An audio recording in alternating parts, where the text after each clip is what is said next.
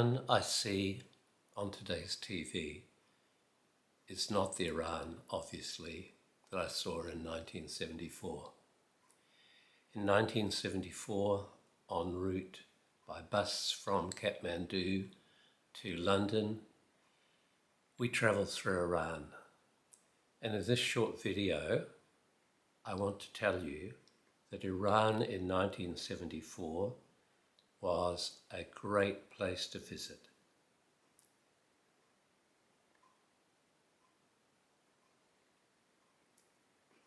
The people were a standout. So friendly, so inviting, so educated, very westernized. The food was great. The roads were good. The hotels and other infrastructure that we stayed in were excellent. Prices were so low.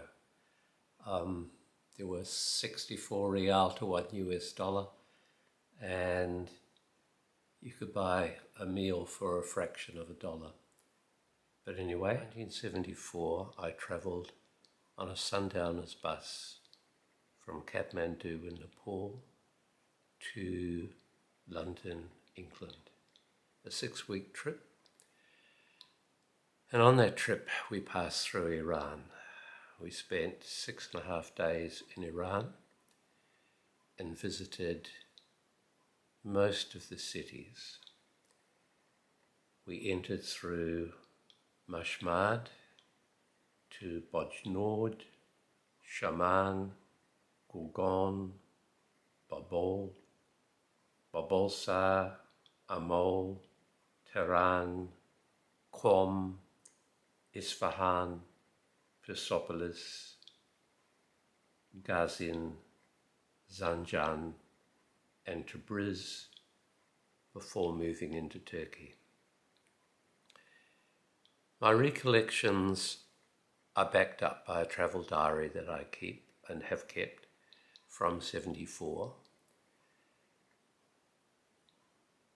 But in summary, and since then I've visited 45 countries, I've lived in a number of countries. This is my first trip away from New Zealand, and I was 29 years old, but I have enduring, very, very pleasant memories of my 6 days in Iran. The people were a highlight. They were warm, welcoming, friendly, hospitable. They were so well educated. In 74, the males that I spoke to had mostly all studied abroad. They'd been to the best universities in the UK and USA. The women I can't speak for. Most of them were still traditionally clad in the chador, which leaves the face uncovered, but the hair covered.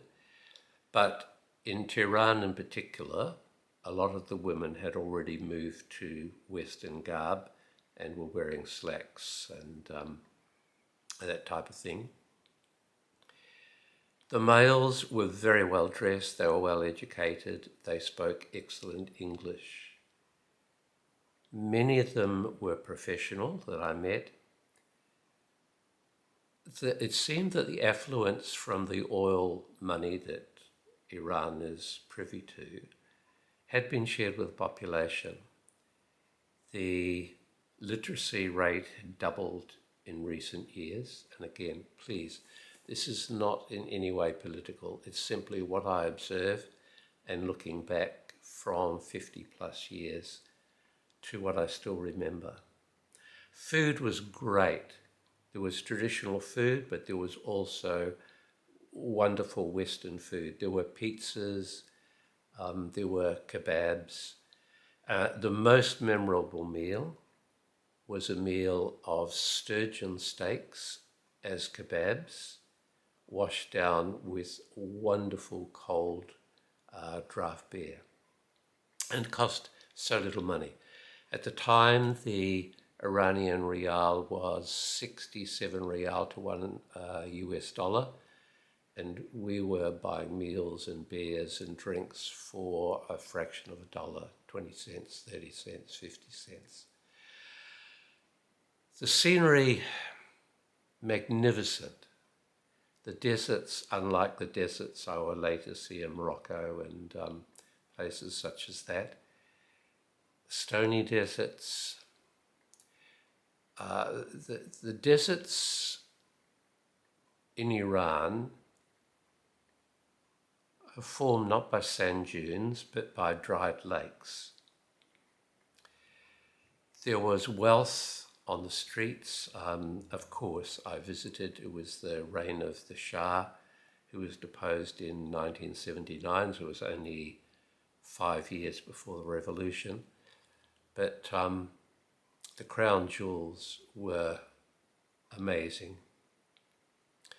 There were still the very old bazaars right down on the bowels of the earth, lit with sesame oil lamps. There was amazing craftsmanship, hand-woven carpets that took artisans years to complete. I think from memory, 124 knots per square centimetre. But those were museum quality. They weren't for the average person. As tourists, we were somewhat of a novelty, and last year, here in Melbourne, where I live, Melbourne, Australia, I sold some of my travel souvenirs to a very lovely Iranian family, and the lady was telling me when we shared the fact that I had been to Iran. She shared the fact that she would have been 9 years old when I visited Iran, and for her and for her schoolmates, the first time they saw foreigners was actually that year, 1974. And she saw some Westerners with long blonde hair, white skin, and she said they really looked like, we hadn't seen people like that before. They were like from another planet. So in summation, of all my travels, Iran is very close to one of my favorite places that I visited. Only 6 days, and obviously the impressions that I gained were not in depth. I didn't live in the country, but a beautiful country, modern infrastructure, well-educated, well-dressed, plenty of money on evidence, very, very quickly embracing a Western style of living. But 5 years later, it all changed. Thank you for watching. Thank you for listening. This is Neil, and goodbye.